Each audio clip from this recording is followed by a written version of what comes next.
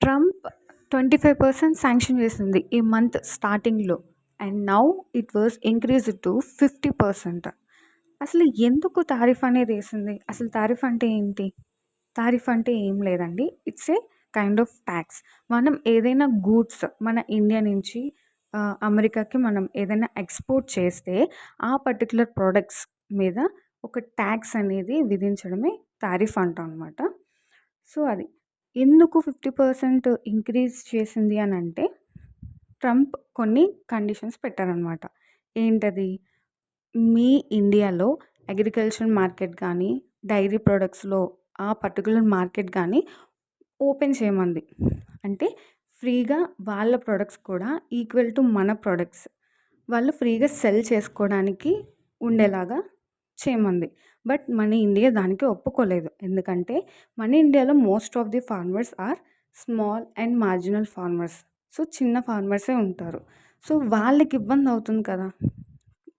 మనం చూసుకుంటే present farmers చాలా ఇబ్బందుల్లో ఉంటారు. అంటే వాళ్ళకి రావాల్సిన ఇన్‌కమే రావట్లేదు ప్రెజెంట్ మార్కెట్‌లో.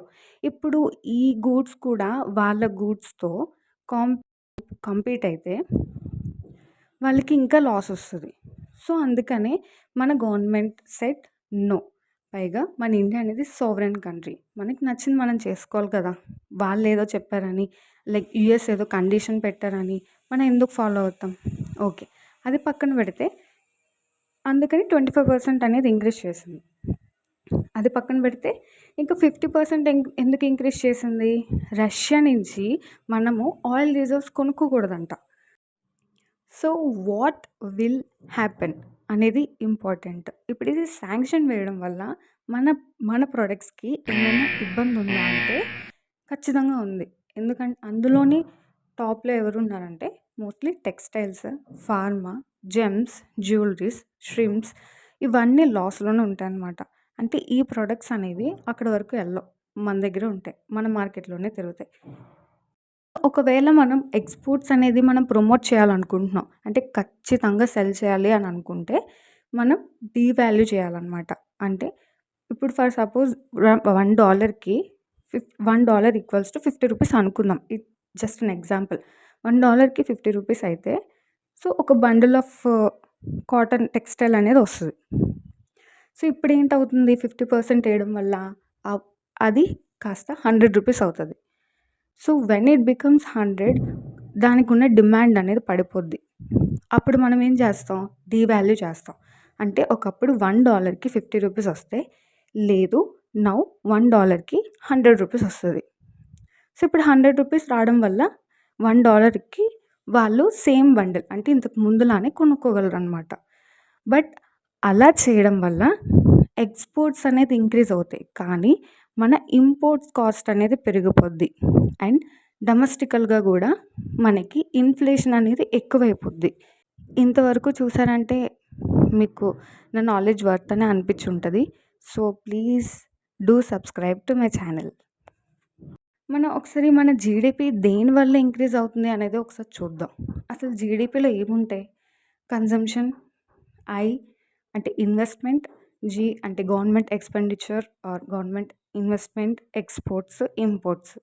ఇందులో చూసుకుంటే మన జీడీపీకి ఎక్కువ కాంట్రిబ్యూట్ ఇచ్చేది ఈ సి నుంచి.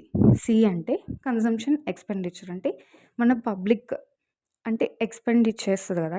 ఏదైనా బై చేస్తది కదా! సో, దాని వల్లనే మనకి మోస్ట్ ఆఫ్ ది జీడీపీ అనేది వస్తదనమాట. So, most of the contribution అనేది సి నుంచే వస్తుంది. సో, సిని కదా మనం ప్రొటెక్ట్ చేసుకోవాలి. మనది mostly domestic market oriented. Not export oriented. అంటే డొమెస్టిక్ మార్కెట్ మీద డిపెండ్ అయి ఉంటది. ఎక్స్‌పోర్ట్స్ మీద డిపెండ్ అయి ఉండదు. కాకపోతే మన దగ్గర ఫారెక్స్ రిజర్వ్స్ అనేవి తగ్గిపోతాయి. ఎందుకంటే మనం ఏదైనా ట్రేడింగ్ చేసేటప్పుడు డాలర్స్‌లోనే చేస్తాం. సో, మనం ఎక్స్‌పోర్ట్ చేసేటప్పుడు మనకి డాలర్స్ వస్తాయి. అవి దేనికి యూజ్ అవుతాయి? మనం ఇంపోర్ట్ చేసుకునేటప్పుడు ప్రొడక్ట్స్‌ని బై చేసుకోవడానికి ఆ డాలర్స్ అనేది యూజ్ అవుతాయన్నమాట. సో, ఇప్పుడు ఎక్స్‌పోర్ట్స్ ఎప్పుడైతే తగ్గిపోతాయో మన దగ్గర ఫారెక్స్ రిజర్వ్స్ అనేవి తగ్గిపోతాయి.